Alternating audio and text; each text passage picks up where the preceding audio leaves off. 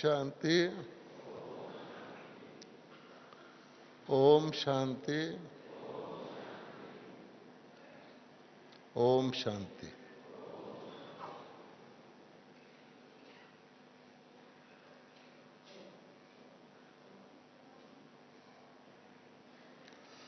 आप सब दूर दूर से पधारे हुए बहन भाइयों को, विशेष तौर पे कर्नाटक से पधारे हुए बहन भाइयों को,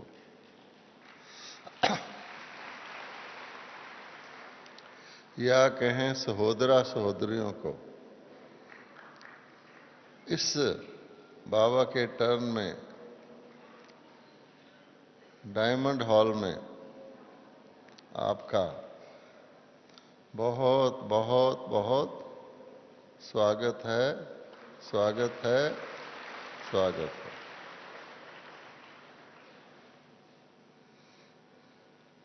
कितना अच्छा गीत भाइयों ने बजाया और बाबा ने बताया है कि सारी गीता गीतों के द्वारा ही बाबा ने सुनाई है। गीत के अंत में क्या था कि रूहानी नशा। आज का हमारा टॉपिक भी यही है, रूहानी नशा और रूहानी खुशी। ये तो हम जानते हैं कि नशा दो प्रकार का होता है, एक रूहानी और दूसरा जिस्मानी। जो जिस्मानी नशा होता है वो एक जन्म के लिए होता है। अगर किसी को हो, शरीर छूटा, नशा भी टूटा। और जिस्मानी नशा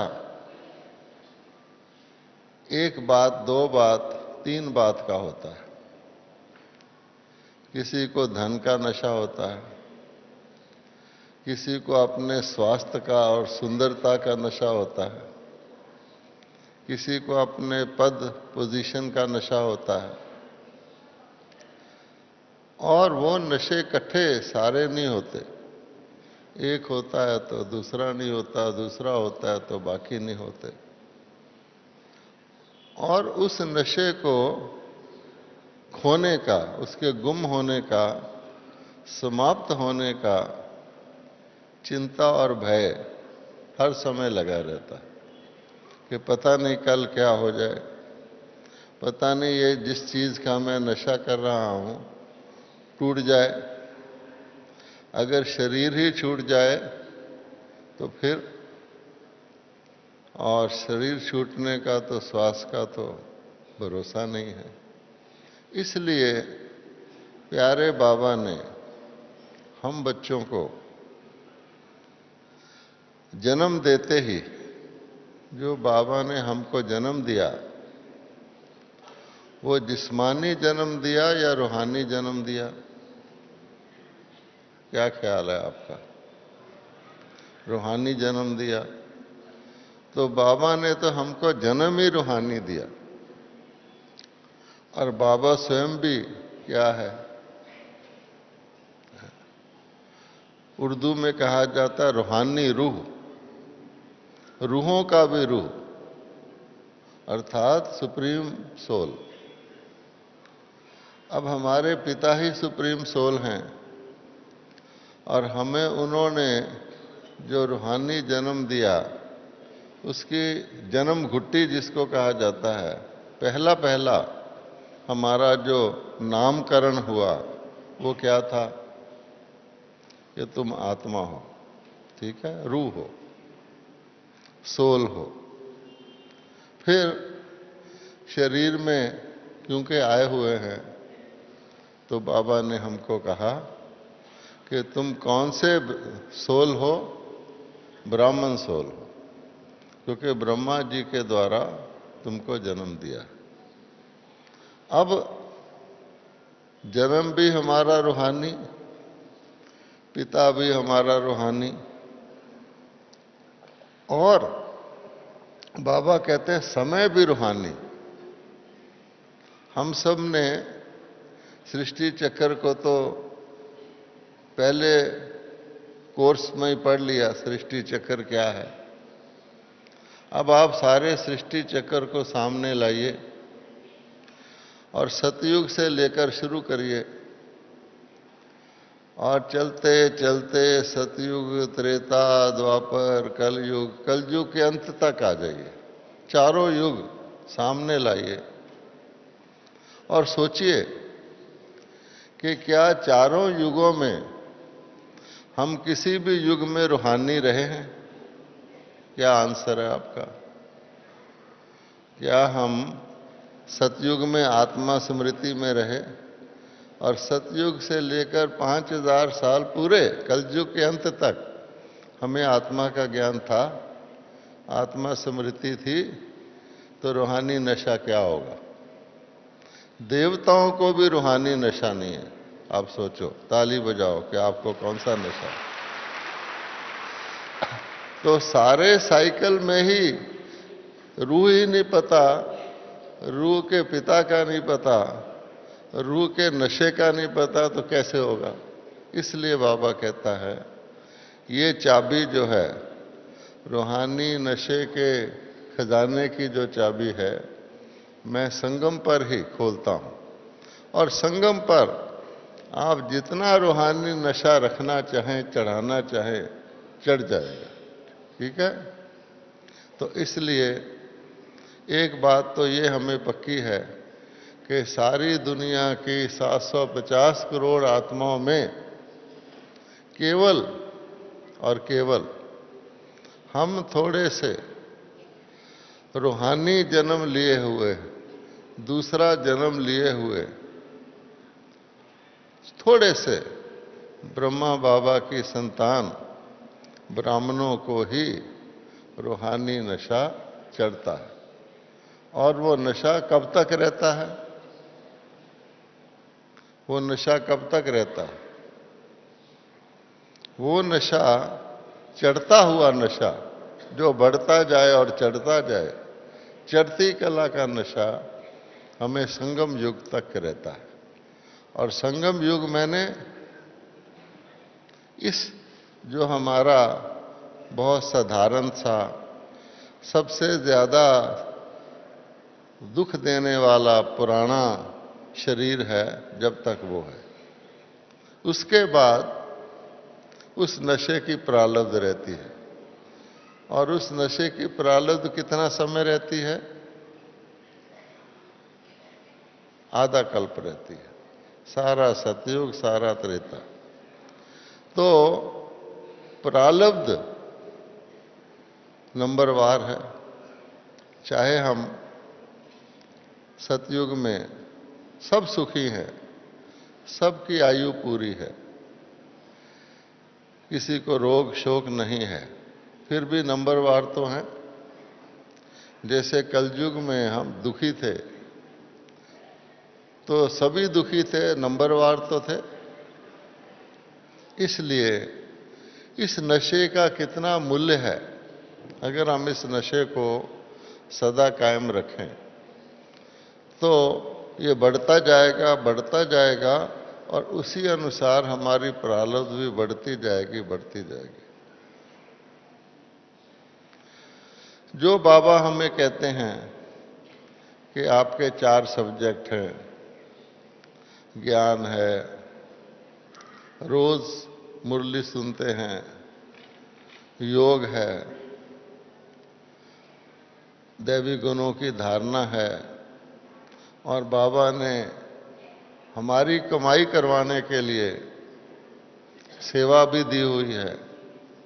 नहीं तो बाबा चाहे तो सबकी बुद्धि को टच करके एक दिन में ही सबको परिचय दे सकता है। लेकिन बाबा कहते हैं कि माता पिता हमेशा अपने बच्चों का भाग्य बनाना चाहते हैं। दुनिया में भी होता है, माता पिता अपना धन बच्चे के सिर से वारी करके दान में करते हैं ताकि बच्चे का भाग्य बन जाए। और बाबा को तो प्रारब्ध भोगना भी नहीं है, इसलिए बाबा कहते हैं कि सारे कल्प का हम तो कह रहे हैं कि आधा कल्प, लेकिन वास्तव में सारे कल्प का हमारा जो भाग्य की रेखा है वो इस समय लिखी जाती है।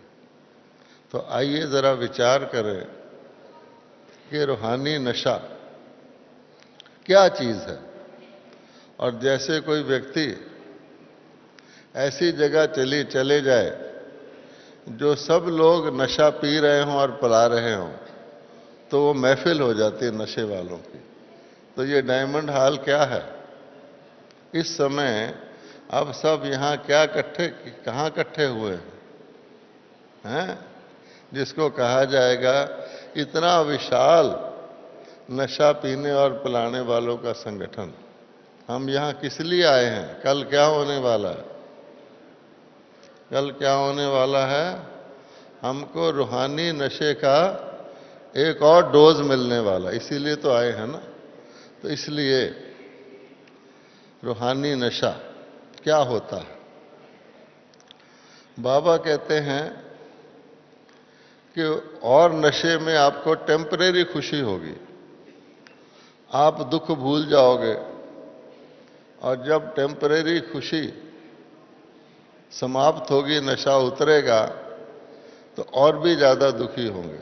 जैसे कोई सपना देखता है, किसी के पास धन है, धन चले गया, फिर वैसा ही। स्वास्थ्य है, अब स्वास्थ्य आप देखते हैं लोग आजकल के बहुत हेल्थ कॉन्शियस हो गए हैं। तो क्या करते हैं, सुबह सुबह कुछ ना कुछ करते हैं स्वास्थ्य ठीक रहे। 3 महीने के बाद एक नज़ला होता है, फिर स्वास्थ्य वापस वहीं चले जाता है, फिर शुरू कर देते हैं। धन का भी ऐसा ही होता है, धन कमाते हैं, कोई ना कोई खर्चा आ जाता है, फिर शुरू कर देते हैं। इसी को कोहलू के बैल की तरह इस चक्कर में चलते रहते हैं। अब बाबा कहते हैं मैंने आपको क्या दिया? अगर हम देखें, संगम युग के ऊपर खड़े हो जाइए शुरू में, तो बाबा कहते हैं आपको मैंने कितनी अथॉरिटी दी हुई है। सबसे ज्यादा नशे का अगर एक शब्द देखें तो अथॉरिटी का नशा होता है। धनवान को धन की अथॉरिटी है, शिक्षा वाले को शिक्षा की अथॉरिटी है, किसी का पद है, पोजीशन है, उसकी अथॉरिटी है। कोई डॉक्टर है तो उसको अपने रोग को दूर करने के ज्ञान की अथॉरिटी है। कोई वकील है तो उसको फांसी से छुड़ाने की शक्ति है, वो अथॉरिटी है, उसका नशा उनको रहता है। हमको क्या अथॉरिटी है? अब आप देखिए, पहली बात कि संसार की जितनी भी अथॉरिटियां हैं, आप सोचिए, इस संसार की जितनी भी अथॉरिटियां हैं, उन सब की अथॉरिटी किसके पास है? पिता के पास, परम पिता के पास। हर बात में सुप्रीम कौन है?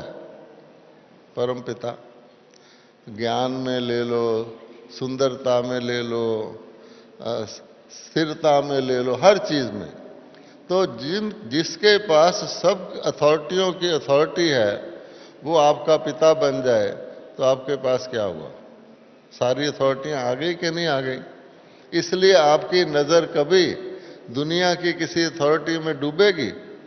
एक तो वो देह की अथॉरिटी, एक टेम्परेरी अथॉरिटी, और एक आज 2 चीज की अथॉरिटी। और हमारे पिता अथॉरिटियों की अथॉरिटी, उसकी हम संतान। जैसे कोई राजा का, अच्छे राजा का संतान हो, राजकुमार या राजकुमारी हो, उसको कितना नशा रहता है कि हम इतनी बड़ी सल्तनत के या जागीर के हम राजकुमार और राजकुमारी, कोई फिक्र ही नहीं।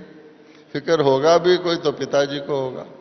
इसलिए दुनिया की सभी, आज की दुनिया की सभी अथॉरिटियों की अथॉरिटी के हम बच्चे हैं। कितना बड़ा नशा है। एक थानेदार के बच्चे को भी नशा रहता है कि मेरा बाप थानेदार है। ठीक है, आगे चलिए। सब लोगों के अंदर आज तक जितने भी दुनिया में हुए हैं, वैज्ञानिक हुए हैं, विद्वान हुए हैं, विचारक हुए हैं, कोई भी हुए हैं, उन सब के अंदर एक प्रश्न रहता है, हम कौन हैं, हम कहाँ से आए हैं, ऊपर क्या है, नीचे क्या है, पीछे क्या था, आगे क्या है, सबके अंदर। और अनेका अनेक मतें, अपने अपने लिमिटेड अथॉरिटी है, लिमिटेड बुद्धि है, अल्पज्ञ बुद्धि हैं, फिर भी अनेक मतें उन्होंने चलाई हुई हैं। फिर भी किसी के पास भी इस सृष्टि के आदि, मध्य और अंत की, तीनों लोकों की और तीनों कालों का ज्ञान किसी के पास है किसी के पास? तो बाबा के बच्चों के पास कहा जाता है नॉलेज इज पावर, ज्ञान बहुत बड़ी शक्ति है, ज्ञान से गति हो जाती है। थोड़ा सा ज्ञान किसी को डॉक्टरी का हो जाए तो कितना बड़ा डॉक्टर बन जाता है। और यहां रोग आए ही नहीं,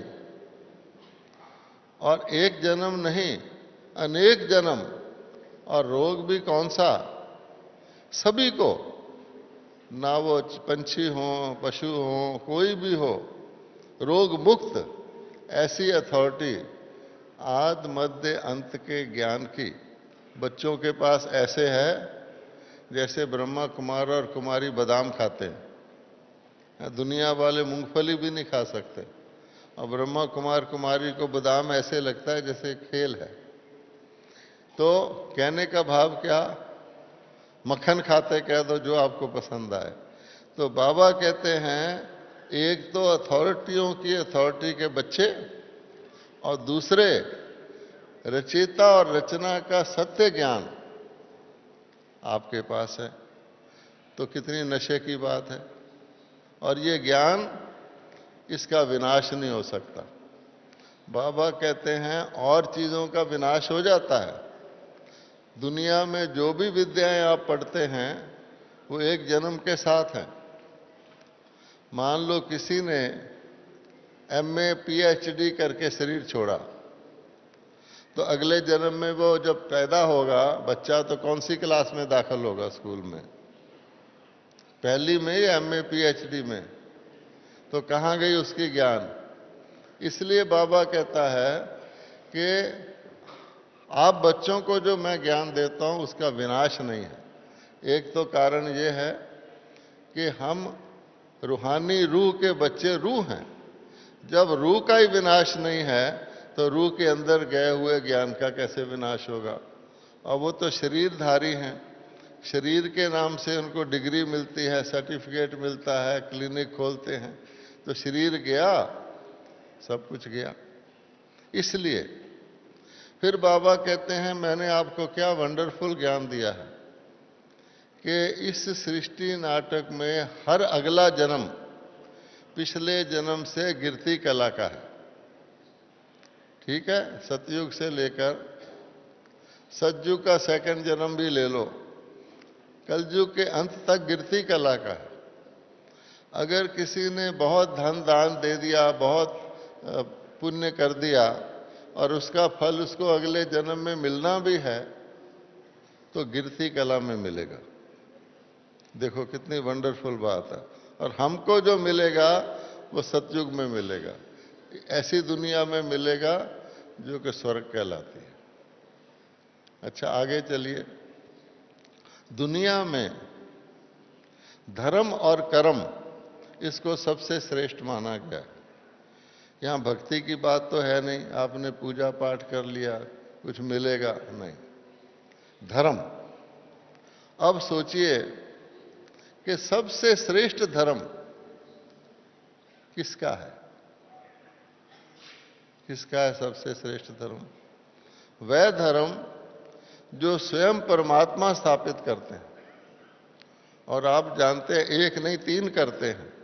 लेकिन चलो अपने ब्राह्मण धर्म को ही ले लो, तो दुनिया में सबसे श्रेष्ठ धर्म जो सर्वश्रेष्ठ अथॉरिटी के द्वारा स्थापित किया हुआ वो कौन सा है? हमारा है या किसी और का है?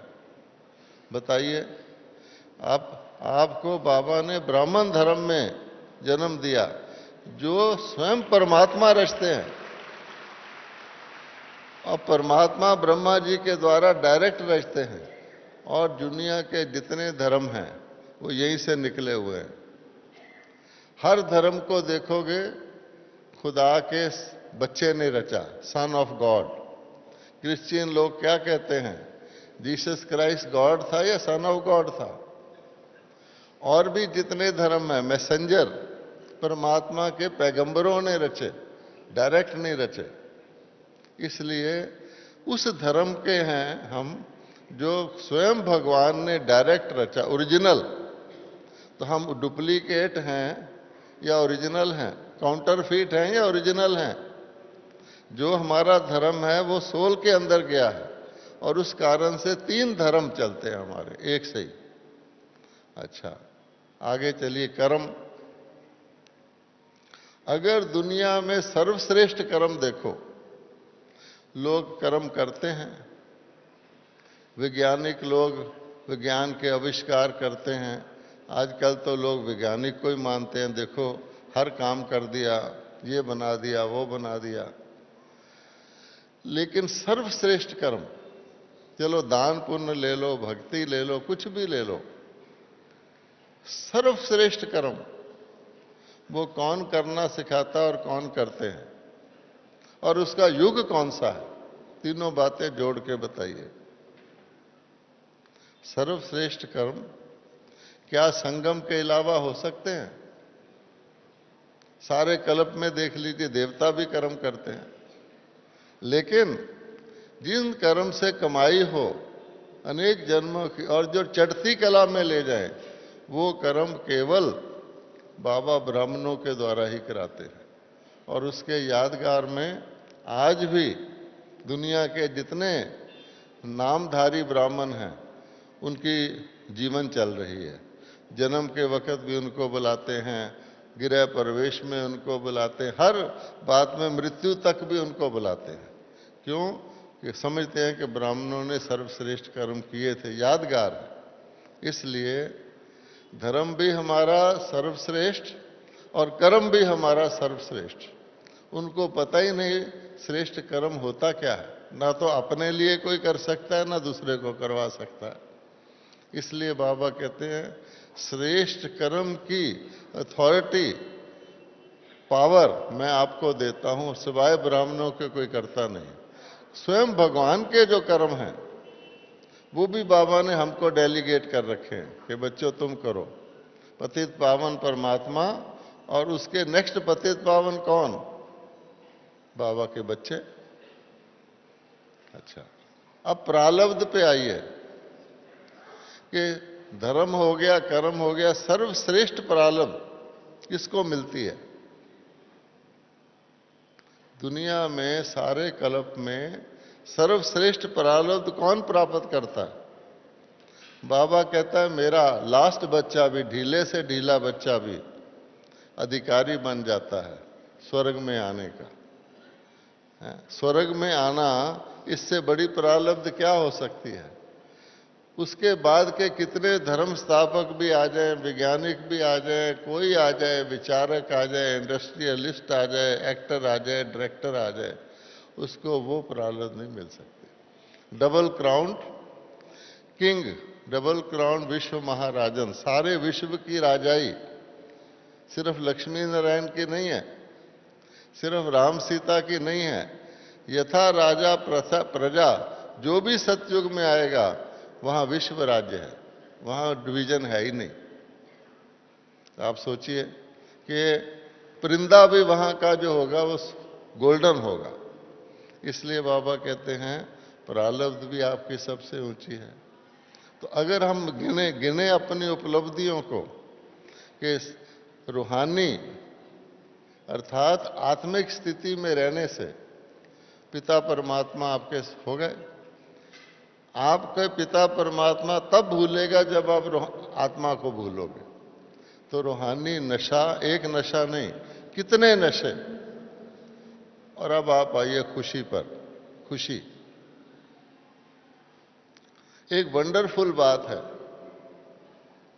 जो आप सबको सोचनी चाहिए। वो क्या है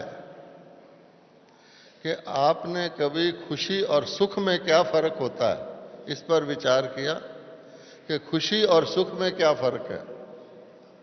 दो शब्द हैं, खुशी और सुख। क्या दोनों का एक अर्थ है? अगर शब्द दो हैं तो अर्थ भी दो होंगे। आप बताइए कि सतयुग के देवता सुखी हैं या खुश हैं, या दोनों हैं? सोचिए। सतयुग के देवी देवता सुखी हैं या खुश हैं या दोनों हैं? क्या ख्याल है? आसान जवाब तो ये दोनों हैं जी, ठीक है ना, ताकि आगे कुछ बात ही ना बढ़े। लेकिन विचार करिए कि खुशी और सुख में क्या अंतर होता है। सुख से खुशी मिलती है, इसमें कोई शक नहीं, लेकिन अगर सुख वैसा ही रहे जैसा है, मान लीजिए आपको बहुत सुख मिल गया आज, तो क्या आपकी खुशी जैसी की वैसी रहेगी या बढ़ेगी? और अगर आपका सुख घटना शुरू हो जाए तो खुशी घटेगी या बढ़ेगी? आप जरा सोचो, सृष्टि चक्र को सामने लाओ और सोचो कि सतयुग में बाबा कहता है श्री कृष्ण की भी पूजा श्री नारायण से ज्यादा होती है, क्योंकि वन वन वन से थोड़ा सा आगे चले जाते हैं। तो आपका आसान करने के लिए, आपका बोझ ना डालने के लिए एक बात आप अनुभव में देखेंगे कि खुशी तब होती है जब कोई चीज बढ़े। आप किसी दुकान पे जाते हैं, कपड़ा खरीदते हैं, कपड़े का बिल आप देने लगते हैं, तो दुकानदार आपको एक तौलिया दे देता है कि जी हमारी स्कीम है कि जो भी इन दिनों में सामान लेगा उस एक को तौलिया फ्री दिया जाएगा। अब आप बताओ, आपको उस तौलिए की कितनी खुशी होती है? फ्री में मिल गया। अगर दो दे दे तो और भी अच्छा है।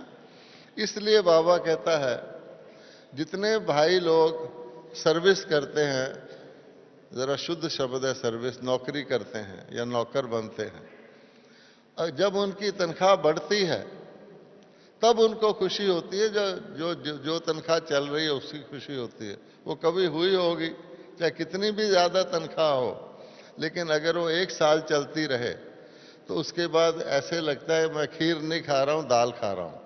अगर उसकी तनख्वाह बढ़ेगी उस दिन उसको खुशी होगी, लड्डू भी बांटेगा। इसलिए खुशी इंक्रीमेंटल होती है, अर्थात बढ़ने से होती है।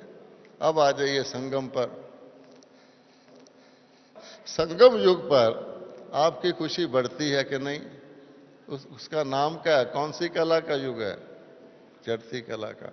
और किसी युग में आपकी चढ़ती कला होती है? तो खुशी बढ़ाने का डायमंड अवसर कब है? अब है। इसलिए बाबा कहता है कि रूहानी नशा और नशे छोड़ दो। रूहानी नशा केवल और केवल संगम युग पर होता है। और भी अगर आप सोचेंगे तो आप बड़ी लंबी लिस्ट बना सकते हैं। संगम युग पर आपका बेहद का परिवार होता है, इतना बड़ा परिवार।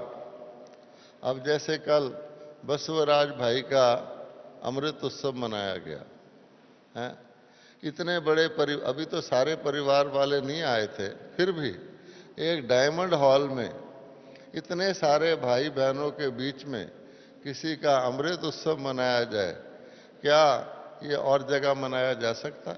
नहीं। तो बाबा कहते हैं वो भी ब्राह्मणों का, लोग एक ब्राह्मण बुलाते हैं। कभी कोई फंक्शन करना होता है, बच्चे का जन्मदिन है या मकान का ओपनिंग करना, तो एक ब्राह्मण बुलाते हैं।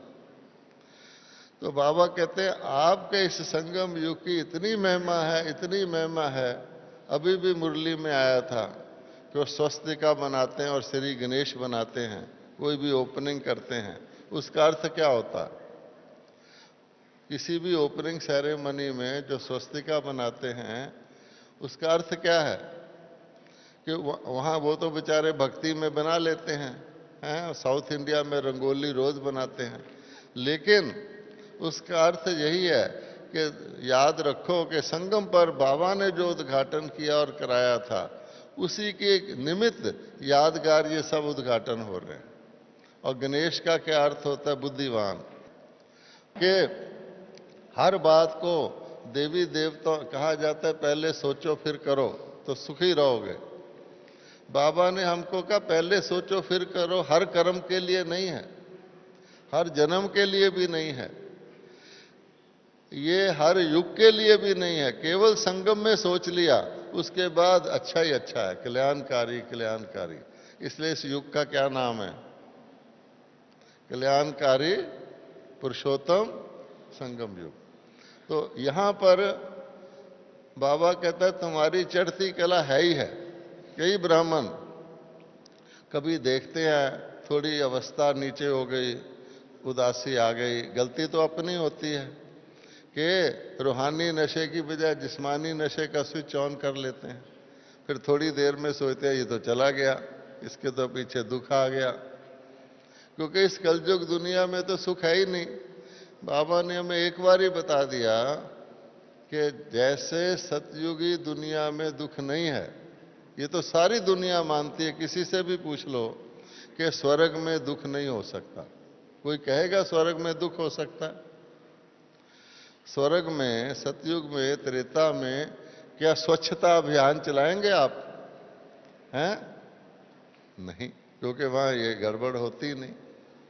ये सब मानते हैं कि स्वर्ग मैंने ना रोग, ना शोक, ना दुख, ना शांति, ना चिंता, ना काल मृत्यु, कुछ नहीं होता, ये सब मानते हैं। लेकिन बुद्धि का फेर देखो, माया का चकमा देखो, ये नहीं मानते कि कलयुग में सुख नहीं हो सकता। ये मानते हैं कि सतयुग में दुख नहीं हो सकता, लेकिन ये नहीं मानते कि कलयुग में सुख नहीं हो सकता। बाबा कहता है तुम त्रिकालदर्शी बच्चों को मैं ये बुद्धि में डालता हूं, पक्की एक बार ही समझ लो कि कलयुग में सुख नहीं हो सकता, और हम संगम युग पर हैं।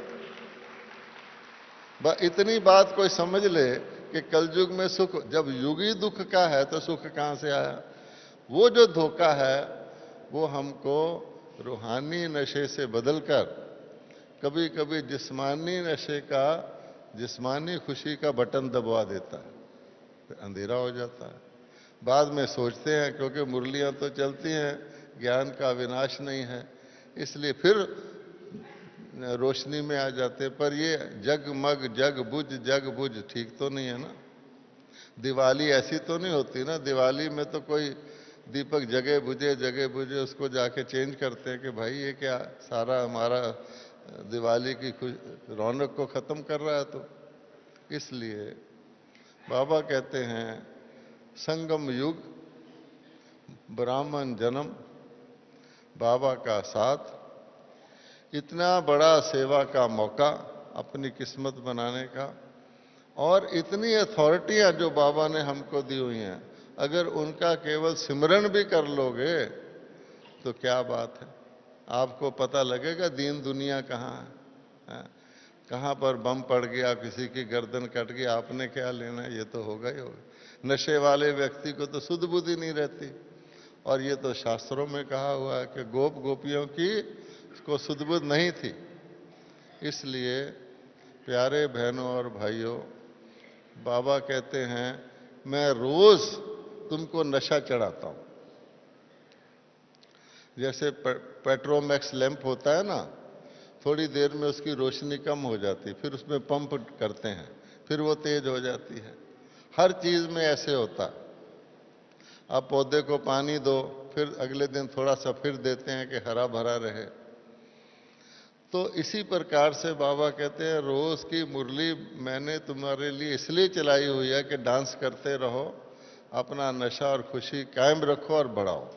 तो हम यहाँ तो आज इसलिए आए हैं कि डायरेक्ट, क्योंकि बाबा कहता है मैं तो चाहता हूँ मेरे बच्चे सदा ही मेरे पास रहें, मैं ही उनकी पालना करूँ, मैं इनको भोजन खिलाऊं, लेकिन नहीं हो सकता। तो नेक्स्ट बेस्ट क्या है कि बीच बीच में आ जाया करे रिफ्रेश होने। तो वो लकी हैं। बाबा हमेशा कहता है ये भी एक बड़ा लक है कि हम शरीर में हैं, संगम युग पर हैं और बाबा से मिलने के लिए आए हैं। इसलिए जोरदार ताली एक बारी बजा दो, वैसे तो साउंड की जरूरत नहीं।